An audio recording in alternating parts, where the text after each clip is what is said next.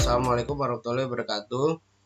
Pada kali ini saya dari kelompok 2, dari saya sendiri, Doni dan Ananda Reza, ingin mempresentasikan tentang prinsip dan praktik etik dan governance. Pengertian ethical governance itu adalah tata kelola yang dilandaskan pada prinsip-prinsip etika yang memastikan bahwa suatu organisasi atau masyarakat dijalankan dengan cara transparan, akuntabel, dan tanggung jawab.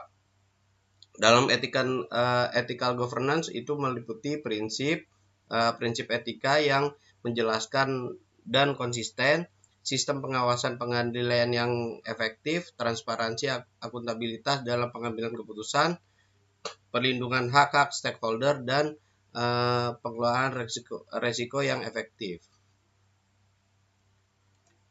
Lalu governance system yaitu adalah sistem pemerintahan berasal dari penggabungan antara sistem dan pemerintahan. Dalam pengertian luas, yaitu pemerintahan adalah pembuatan pemerintah yang dilakukan oleh badan-badan legislatif, eksekutif, yudikatif di suatu negara dalam rangka mencapai tujuan penyelenggaraan negara. Yaitu governance system terdiri dari 4 unsur, yaitu yang tidak bisa dipisahkan, yaitu adalah convention governance, governance struktur, governance mechanism, dan governance outcome. Lalu, budaya etika. Budaya etika perusahaan adalah suatu sistem dari nilai-nilai yang dipegang bersama tentang apa yang penting serta keyakinan tentang bagaimana dunia itu berjalan. Ada 3 faktor yang menjelaskan perbedaan pengaruh budaya yang dominan terhadap perilaku, yaitu keyakinan dan nilai-nilai bersama, dimiliki bersama secara luas, dan dapat diketahui dengan jelas, mempunyai pengaruh yang lebih kuat terhadap perilaku.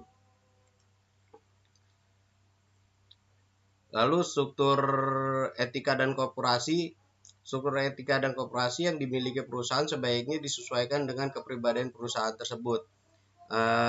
Di mana corporate governance adalah tindakan untuk mengarahkan, mengendalikan atau mempengaruhi setiap kegiatan perusahaan agar dapat memenuhi keinginan dari masyarakat yang bersangkutan. Penerapan good corporate governance dapat didorong dari 2 sisi, yaitu etika dan peraturan. Dorongan etika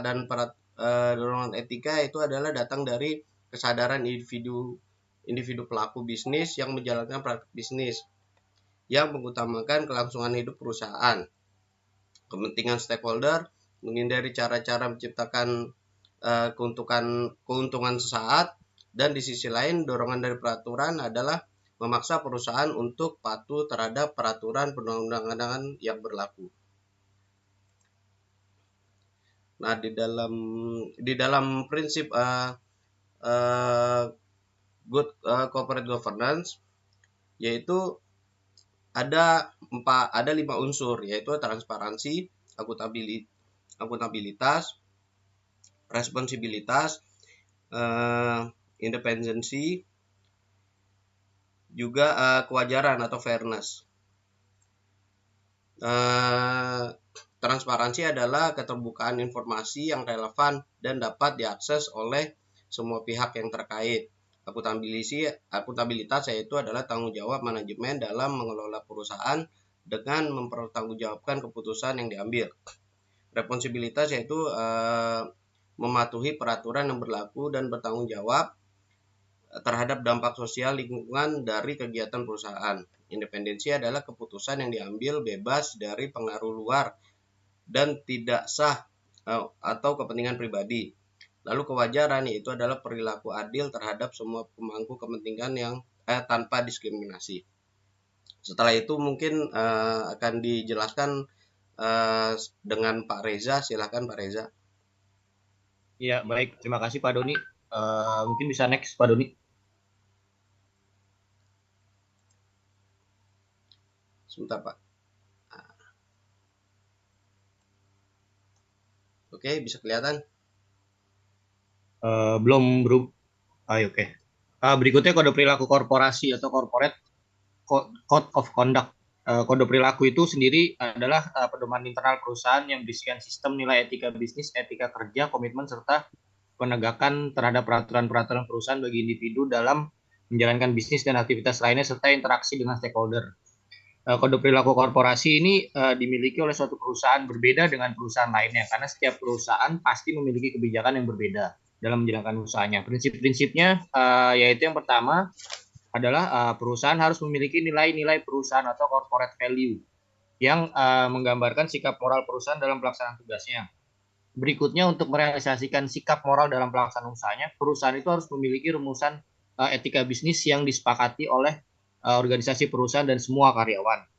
Lalu berikutnya, nilai-nilai dan rumusan etika bisnis perusahaan perlu dituangkan dan dijabarkan lebih lanjut dalam pedoman perilaku agar dapat dipahami dan diterapkan. Next, Pak Doni.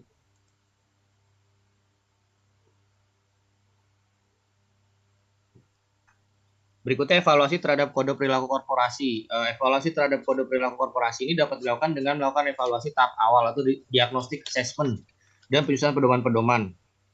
Instrumen-instrumen yang dapat menunjang dalam implementasi good corporate governance yaitu Code of Corporate Governance, Code of Conduct, panduan bagi komisaris dan direksi yang mencakup keanggotaan, tugas, kewajiban, wewenang, serta hak rapat dewan, hubungan kerja antara komisaris dengan direksi, serta panduan operasional best practice.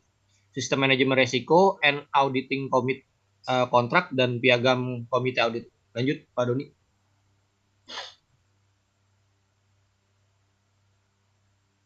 Berikutnya, langkah yang harus dilakukan dalam evaluasi terhadap kode perilaku korporasi. Yang pertama, pelaporan pelanggaran Code of Conduct. Lalu yang berikutnya adalah sanksi atas pelanggaran Code of Conduct. Sanksi itu dapat berupa pemberian sanksi atas pelanggaran Code of Conduct, itu dapat berupa karyawan diberikan oleh direksi atau pejabat yang berwenang sesuai dengan ketentuan yang berlaku. Pemberian sanksi atas pelanggaran Code of Conduct yang dilakukan oleh direksi dan dewan komisaris mengacu sepenuhnya kepada anggaran dasar dan anggaran rumah tangga perusahaan serta ketentuan yang berlaku. Pemberian sanksi dilakukan setelah ditemukan bukti nyata terhadap terjadinya pelanggaran pedoman. Lanjut, Pak Doni.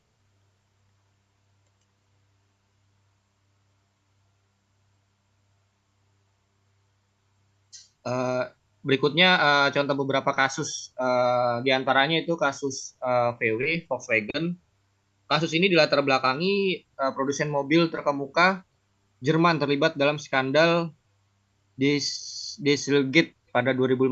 VW memanipulasi perangkat lunak di mobil diesel mereka untuk lolos dari uji emisi dan memicu regulator serta konsumen. Pelanggaran yang di sini yaitu pertama pelanggaran transparansi, berikut pelanggaran akuntabilitas. Transparansi yaitu VW tidak mengungkapkan kepada publik tentang perangkat lunak yang digunakan untuk memanipulasi tes emisi. Dari sisi akuntabilitasnya yaitu manajemen VW tidak bertanggung jawab atas pengambilan keputusan yang menyesatkan dan akhirnya menimbulkan kerugian keuangan bagi perusahaan. Next, Doni. Lalu contoh kasus berikutnya yaitu kasus 1MDB pada tahun 2018. Ini pelanggaran ethical governance dan GCG. Latar belakangnya Malaysia Development Berhad atau biasa disebut 1MDB adalah perusahaan-perusahaan milik negara Malaysia yang didirikan untuk mendorong pertumbuhan ekonomi melalui investasi. Namun perusahaan ini terlibat dalam salah satu skandal korupsi terbesar di dunia, di mana yang dikumpulkan untuk pembangunan negara diselewengkan oleh individu-individu berpengaruh. Kasus ini melalui pelanggaran pertama transparansi dan akuntabilitas. Pelanggaran transparansinya yaitu di 1MDB tidak mengungkapkan informasi yang benar tentang bagaimana dana digunakan, termasuk pengeluaran yang tidak sah dan penyalahgunaan data. Lalu pelanggaran akuntabilitasnya, para pejabat yang bertanggung jawab atas pengelolaan dana 1MDB tidak mempertanggungjawabkan penyalahgunaan dana negara yang sangat besar. Next, Pak Doni. Ya, terima kasih. Mungkin itu yang dapat kami paparkan. Selanjutnya mungkin dari teman-teman ada pertanyaan. Ya, izin bertanya. Salah satu penerapan prinsip dan praktik etik dan governance di sebuah perusahaan adalah menetapkan whistleblower. Nah, bagaimana perusahaan itu menciptakan whistleblower itu dengan lingkungan yang aman dan bagi si pelapornya juga aman juga gitu seperti itu. Silakan. Ya, mungkin mau dijawab saya atau Pak Doni, Pak? Silakan Mas Reza boleh. Ya, jadi salah satu penerapan prinsip praktik etik governance di perusahaan itu salah satunya dengan cara WBS ya, Pak. Jadi untuk gimana sih perusahaan menciptakan lingkungan yang aman dan mendukung WBS itu melaporkan pelanggaran kode etik tanpa maksudnya tanpa tanpa apa ya dengan menjaga kerahasiaan si pelapor itu. Yang pertama itu perusahaan menyediakan media pelaporan yang aman dan rahasia. Jadi WBS itu harus rahasia. Caranya gimana? Jadi mekanisme itu WBS itu mungkin terbatas ya untuk sarana pelaporannya. Atau misalnya menggunakan email itu cukup komite audit atau dari audit aja yang bisa, event itu direksi pun sebenarnya nggak boleh diselesaikan ke situ. Yang kedua yaitu memastikan WBS tidak mengalami retaliasi dan atau tekanan. Berikutnya menyediakan kebijakan perlindungan whistleblower itu sendiri yang jelas. Lalu memberikan sosialisasi kepada karyawan terkait WBS itu sendiri. Jadi terkait apa pentingnya WBS, lalu berikut dengan reward yang diberikan kepada si pelapor itu ketika dia mengadukan di WBS. Tentunya dengan melampirkan yang minimal 3 bukti atau 2 bukti. Seperti itu. Baik, terima kasih. Izin tanya. Ya, silakan Pak Ardi. Pengen bertanya pada kelompok penyaji, apa sih peran Dewan Komisaris atau Board of Director dalam memastikan governance yang baik di perusahaan? Terima kasih.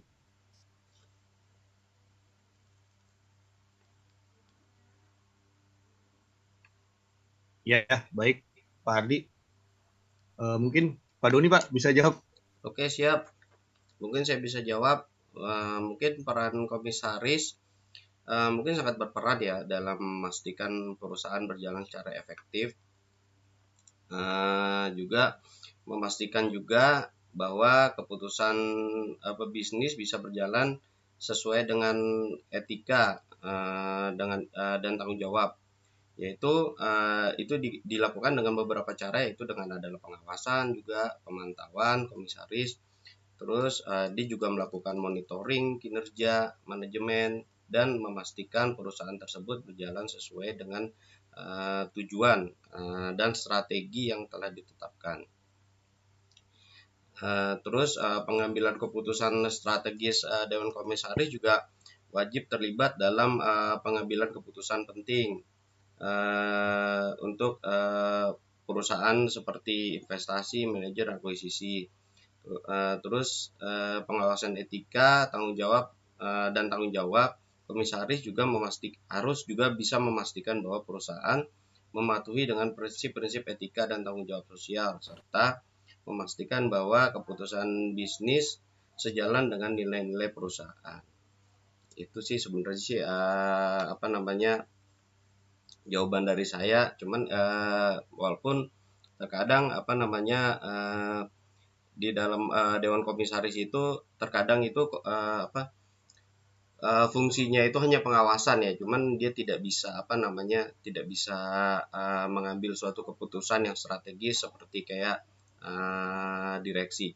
Namun dia tetap tetap berperan penting dalam segi pengawasan dalam suatu perusahaan. Itu aja sih kalau pendapat dari saya sih. Mungkin ada yang bisa ditambahkan dari Pak Reza.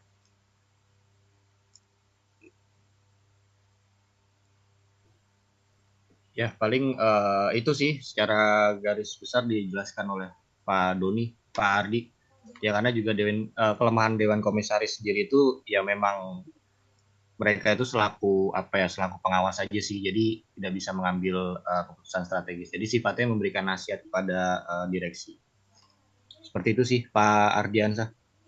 Ya, terima kasih. Ya, sama-sama Pak. Mungkin yang lain ada pertanyaan? Sudah jelas, Pak.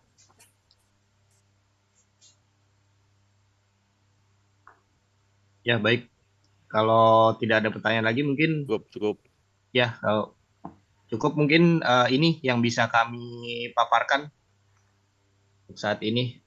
Terima kasih waktunya untuk teman-teman semuanya. Assalamualaikum warahmatullahi wabarakatuh. Waalaikumsalam warahmatullahi wabarakatuh.